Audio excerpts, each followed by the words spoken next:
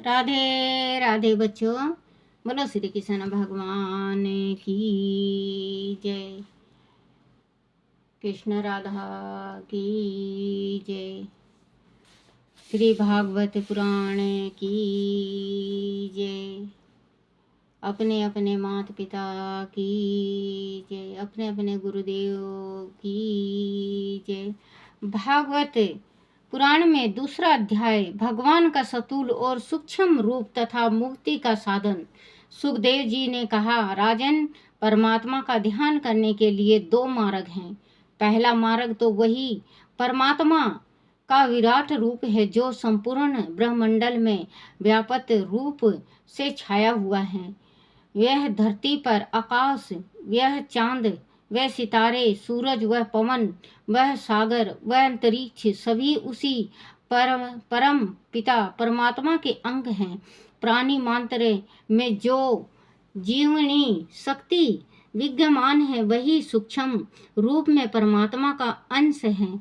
इस रूप को वही व्यक्ति पा सकता है जिसका मन सांसारिक मोह माया के बंधन में विरक्त हो चुका है। तभी उसका ध्यान उस नारायण की ओर लग जाता है। जो लोग ज्ञानी हैं, बुद्धिमान हैं, वह आठों पहर हरि चरणों में ध्यान रखता लगाकर संसारिक प्रपंचों और नित्य नित्य प्रति के व्यवहारों से दूर हो जाते हैं।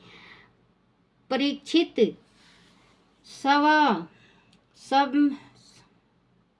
संभवत तुम सोच रहे होंगे कि विश्व रूप इस नारायण का ध्यान करने के लिए जो व्यक्ति वन में जाता है वह बिना भोजन, पानी और वस्त्र के बड़ा क्लेश रहता होगा। उस समय उनका मन परमात्मा के भजन पूजन में किस प्रकार लगेगा। परंतु नारायण तो सबके पालन करता है। अपने भक्तों के लिए वन में उन्होंने पहले से ही सारे पदार्थ सजा कर रखे हुए हैं। संसार में भले ही मनुष्य को कड़ा परिश्रम करने के उपरांत ऐसी वस्तु उपलब्ध होती हो, किंतु वन में परमात्मा की कृपा से सभी पदार्थ बिना किसी परिश्रम के ही प्राप्त हो जाते हैं। सोने के लिए धरती, तकिए के लिए कुहनी, खाने के लिए फल मेवे, प्रयोग में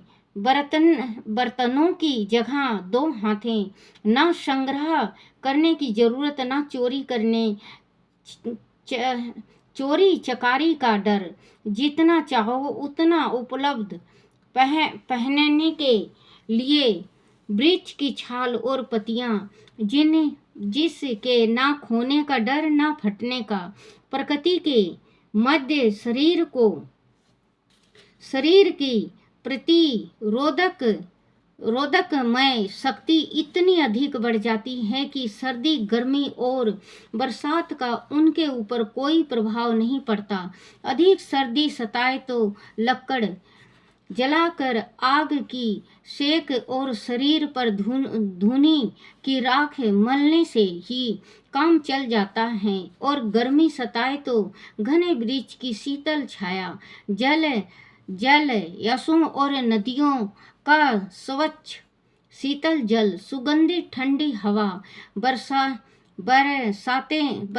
में वर्षा से बचने के लिए गुफा, कंदाराएं और घने वृक्षों के झुरमुट है। राजन, जो मनुष्य वन में जाकर परमेश्वर की शरण में जाता है उसे जंगली पशु तंग नहीं करते।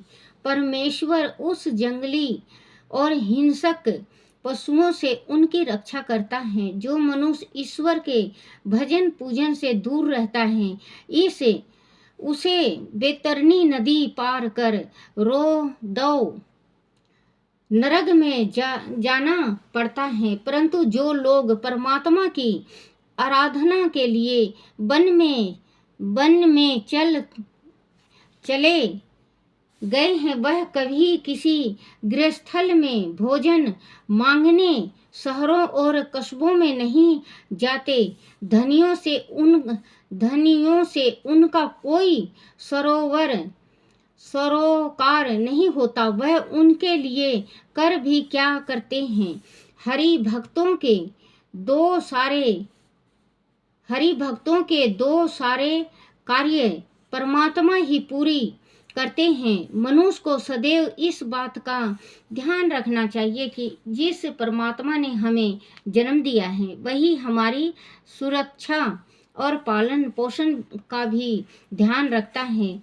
माँ के पेट में आने के बाद से ही परमात्मा जीव के पालन पोषण और विकास का ध्यान रखने लगता है। उसके जन्म से पहले ही माता के स्तनों में दूध उतर आते हैं। ऐसे चमत्कार देखने के उपरांत भी जो व्यक्ति अपने खाने पीने के जुगाड़ में लगा रहता है और परमात्मा को भूला रहता है, उससे बड़ा मूर्ख और कौन होगा। हे राजन, नारायण जी तो सभी को जीविका देने वाले हैं। वह भला अपने भक्त की चिंता छोड़कर उसे भूखा कैसे रख सकते हैं। अंत उनकी चिंता छोड़कर मनुष्य को प्रेरणामय द्वारा उन्हें परम पिता परमात्मा से तदात्म्य स्थापित करने का प्रयास करना चाहिए। प्राणायाम के द्वारा मनुष्य शांत चित्त होकर एकांत में बैठ जाए और फिर श्वास खींचकर योग अभ्यास द्वारा अपने प्राण को ब्रह्मंडल में ले जाने का प्रयास करना चाहिए। परमात्मा वह त्रैदल कमल के पुष्प में विराजमान रहता है। उस फूल का मुख नीचे की ओर रहता है। ध्यान साधना से उस पुष्प को सीधा करने का प्रयास करना चाहिए। ऐसी साधना से साधक का मन निर्मल हो जाता है और तब वह अपने मन की आंखों से परमात्मा का दर्शन करता है। उसके दर्शन से उसे जो सुख प्राप्त होता है वही परमात्मा का सच्चिदानंद स्वरूप है। वह ऐसा सुख है जिसकी कल्पना नहीं की जा सकती। इसे वही जान पाता है जो इसका अनुभव करता है।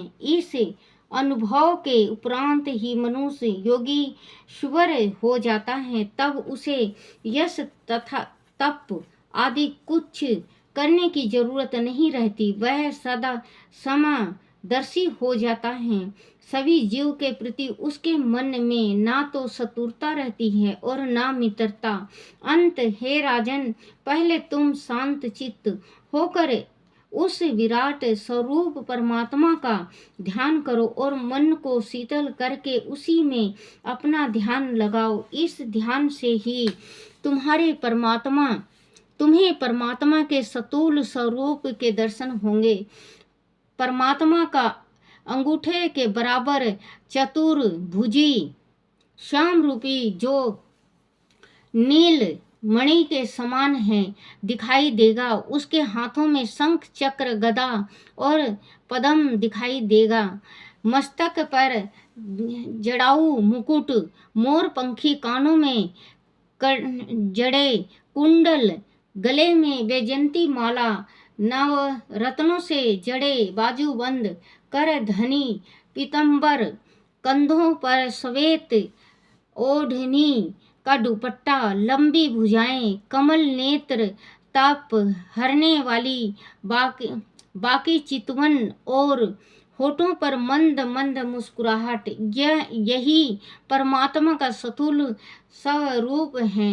हे राजन, परमात्मा के इस साकार रूप को एक साथ आत्मसात करना बड़ा कठिन होता है। इसे चरणों से आरंभ करके एक एक अंग को आत्मसात करते हुए चलना चाहिए। परमात्मा से आत्मसात होने पर जीव वाग मन के चक्र से मुक्त हो जाता है, उनका सीधा प्रवेश वैकुंठ में होता है। जो लोग योग साधना से परमात्मा से साक्षात्कार करते हैं, उनके प्राण सूर्य को भेद कर वैकुंठ पहुँचते हैं। उन्हें पुण्य आगमन आवगमन के चक्र में नहीं पड़ता, किंतु जो लोग यश तप तथा तीर्थ यात्रा आदि करते हुए अपने शरीर त्यागते हैं, वह चंद्र लोक से होकर देवलोक में अपने कर्मों के अनुसार पहुँचते हैं। वहाँ का सुख दुख भोग कर उन्हें फिर से जन्म लेना पड़ता है। राजन, मकर राशि से मिथुन राशि तक का संक्रांति काल 6 महीने तक का होता है। इन तीनों सूर्य उत्तरायण रहते हैं, उन्हें देवताओं के दिन कहा जाता है। उन 6 महीनों में मृत्यु को प्राप्त होने वाले जीव सूर्य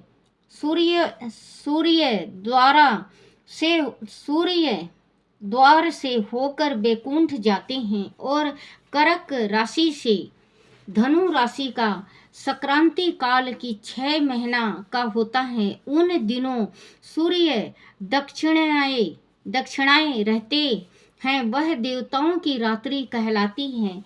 उन 6 महीनों में मरने वाले लोग चंद्र द्वार से होकर अपने अपने कर्मों के अनुसार देवलोक जाते हैं।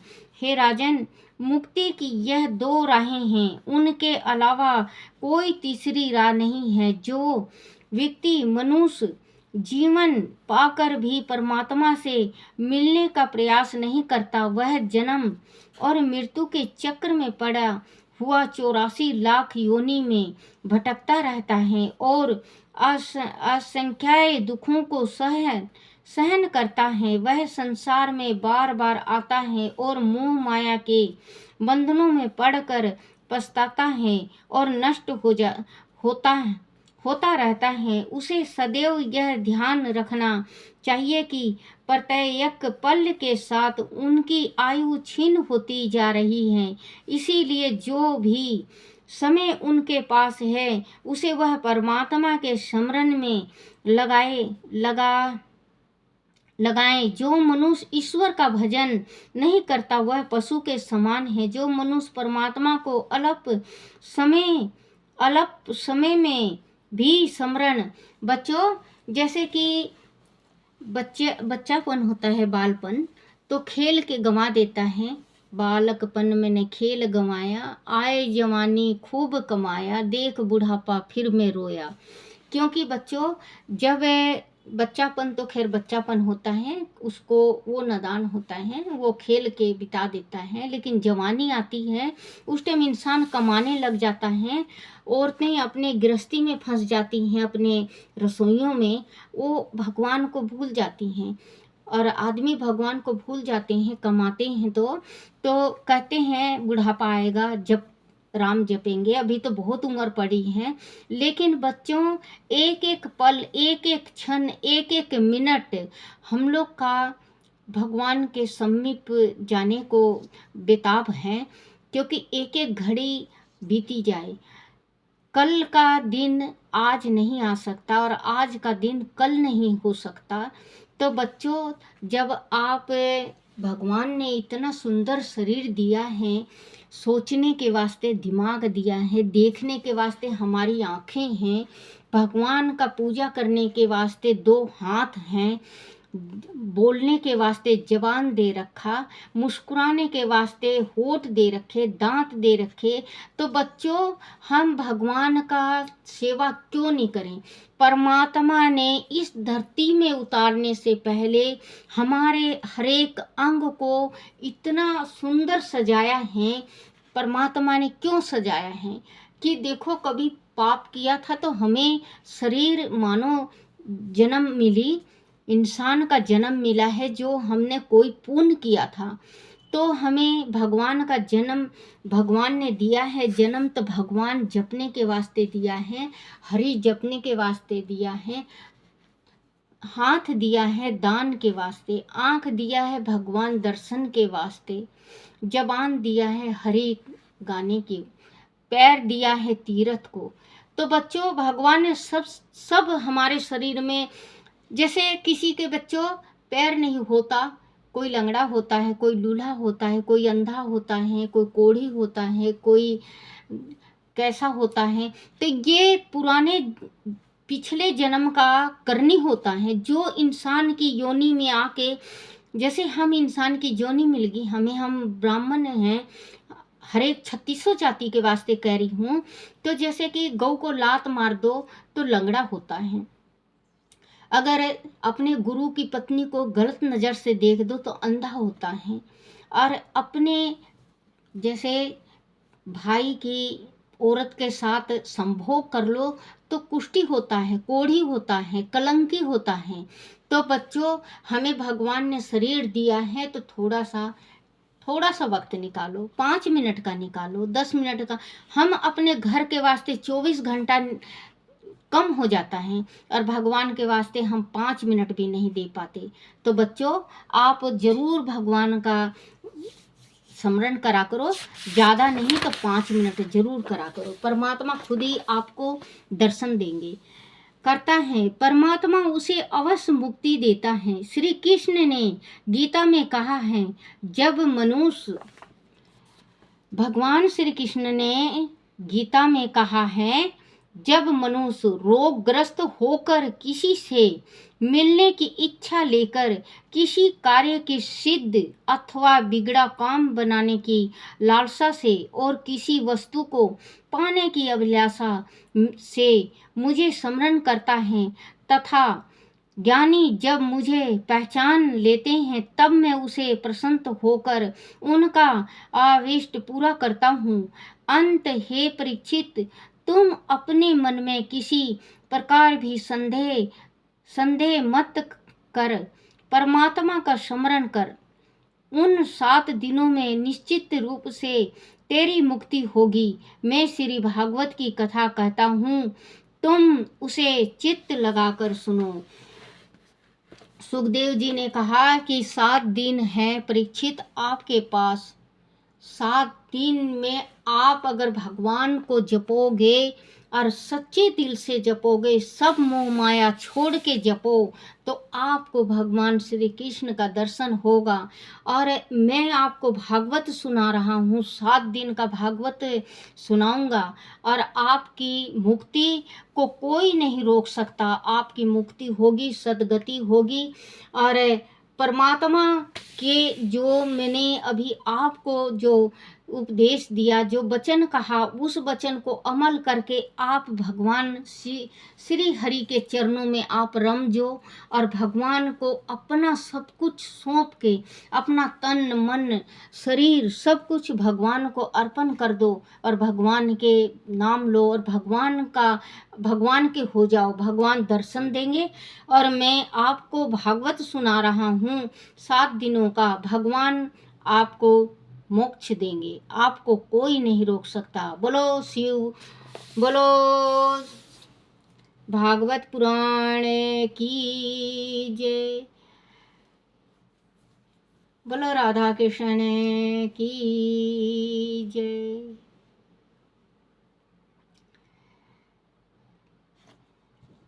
श्रीमन्नारायण नारायण हरि हरि, श्रीमन्नारायण नारायण हरि हरि, श्रीमन्नारायण नारायण हरि हरि।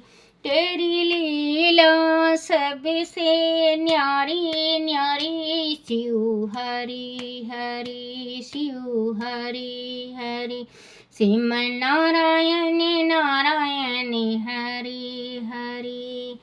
ओम नमो भगवते वासुदेवाय, ओम नमो भगवते वासुदेवाय, ओम नमो भगवते वासुदेवाय। ओम नमो भगवते वासुदेवाय। ओम नमो भगवते वासुदेवाय। ओम नमो भगवते वासुदेवाय। ओम नमो भगवते वासुदेवाय। बोलो लड्डू गोपाल की जय। श्री कृष्ण भगवान की जय। भागवत की जय।